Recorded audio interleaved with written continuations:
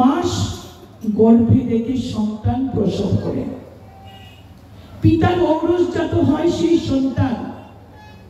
তিল তিল করে পিতা দিন গুনতে থাকে কবে তার সন্তান ভূমিষ্ঠ হবে মায়ের গর্ভ থেকে। এটাই প্রকৃতি, এটাই আমরাও এভাবেই জন্মগ্রহণ করেছি, আমরা এইভাবেই সন্তান জন্ম দিয়েছি।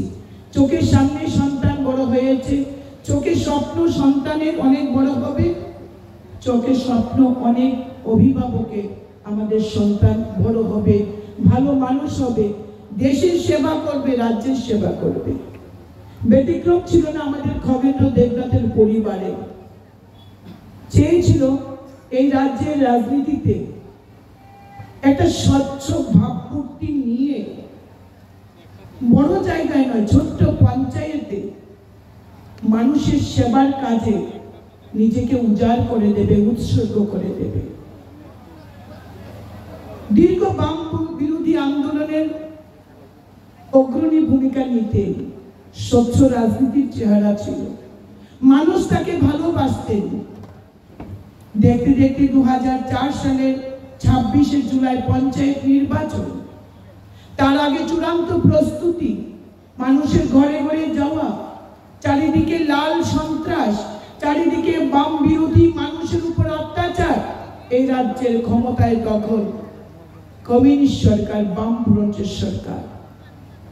বামফ্রন্টের অস্ত্রের ঝলকানি, চোখ রাঙ্গানি, তাকেও বিন্দু মাত্র ভয় না করে খগেন্দ্র সেদিন পঞ্চায়েতে নমিনেশন সাবমিট করে আপনাদের কাছে জনসম্পর্ক দিয়ে আপনাদের কাছে ভোট চেয়েছিল। আপনারা উজাড় করে ভালোবাসা দিয়েছিলেন।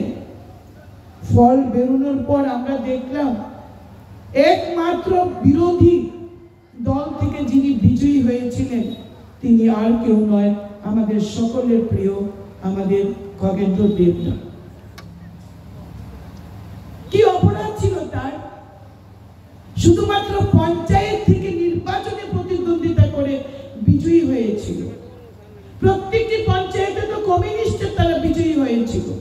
কি হতো একটি মাত্র মেম্বারকে যদি বাঁচিয়ে রাখত? কি এমন ক্ষতি হতো?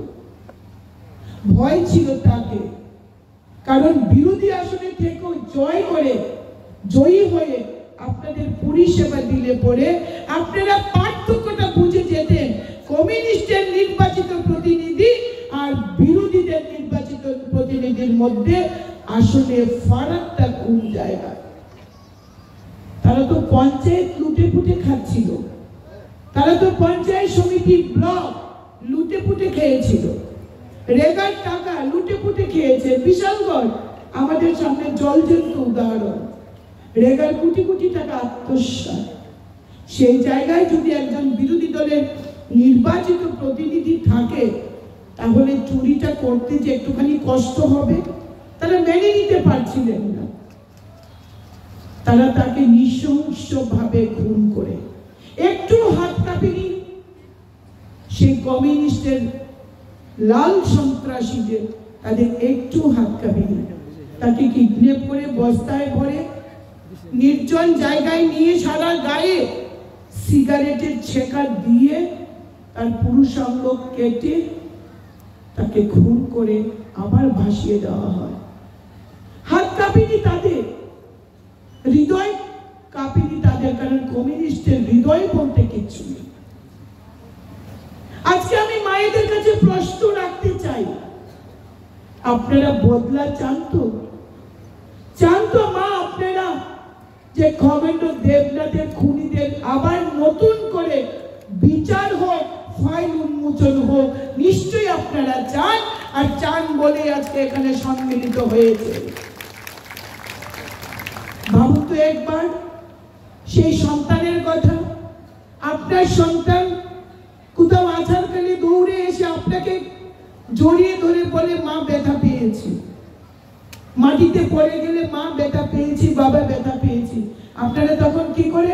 মাটিকে মারেন, আপনার ছেলে মাটিতে পড়ে ব্যথা পেয়েছে, তাকে আশ্বস্ত করেন, তাকে সান্ত্বনা দেন। সেই শিশু যে জন্মের থেকে কখনো বাবাকে দেখিনি, যে মায়ের পেটে ছিল 6 মাসের, সে শিশুটির অপরাধ কোথায় ছিল? এই শিশুটিকে কেন অনাথ করেছিল? কি দোষ ছিল তার? কি অপরাধ ছিল তার? আজকে সেই কমিউনিস্ট পার্টি এই রাজ্যের ক্ষমতা থেকে ক্ষমতাচ্যুত হয়ে আজকে তারা বলছে এই রাজ্যে গণতন্ত্র নেই। তারা বলছেন যে তারা নির্বাচনে প্রার্থী দিতে পারেন না।